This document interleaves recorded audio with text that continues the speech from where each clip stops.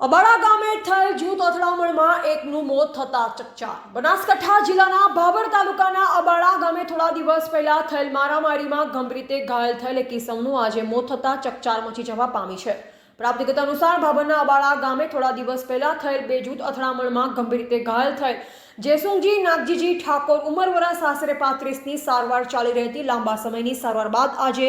જેસુંગજીનું મોત થતા અબાડા ગામ સહિત ભાભર પંથકમાં અરેરાટી વ્યાપી હતી। ત્યારે આજે ચુસ્ત પોલીસ બંદોબસ્ત વચ્ચે જેસુંગજીની આજે અંતિમ વિધિ કરાઈ અને અબાડા ગામમાં શાંતિ જળવાઈ રહે તે માટે ભાભર સહિત દિયોદર અને વાવ પોલીસનો કાફલો ગોઠવી દેવામાં આવ્યો હતો। અત્રે ઉલ્લેખનીય છે કે જેસુંગજીનું મોત થતા નાની ઉંમરે 3 સંતાનોએ પોતાના પિતાની છત્રછાયા ગુમાવી હતી। એવા સોમાભાઈ જે રાવળ S1 ગુજરાતી નેટવર્ક ભાભર બનાસકાંઠા।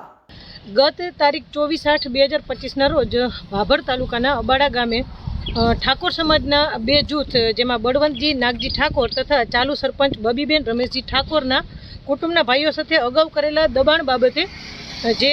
ઝઘડો થયેલો હતો, જેના આધારે બંને બાજુએથી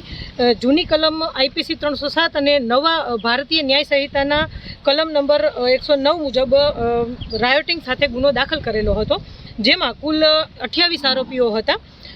જે પૈકી કુલ 11 આરોપીઓ સારવાર હેઠળ હતા અને જેમાંથી હાલમાં બંને પક્ષના ગુનાના 20 જેટલા આરોપીઓ અટક કરેલા હોય, જેમાં ચાલુ સારવાર દરમિયાન જેસંગજી નાગજી ઠાકોર ઉંમર વર્ષ 40 જેઓનું હાલ મરણ થયેલ હોય, જેથી જૂની IPC કલમ 302 અને નવા BNS 103 મુજબની કલમનો ઉમેરો કરી આગળની કાર્યવાહી કરેલ છે અને આ બાબતે કોઈ અનિચ્છનીય બનાવ ના બને, ગામમાં શાંતિપૂર્ણ માહોલ જળવાઈ રહે તે માટે કાયદો વ્યવસ્થા જાળવવા સારું જરૂરી પોલીસ બંદોબસ્ત ચાલુ રાખેલ છે અને હાલ ગામમાં શાંતિપૂર્ણ માહોલ જોવા મળે છે।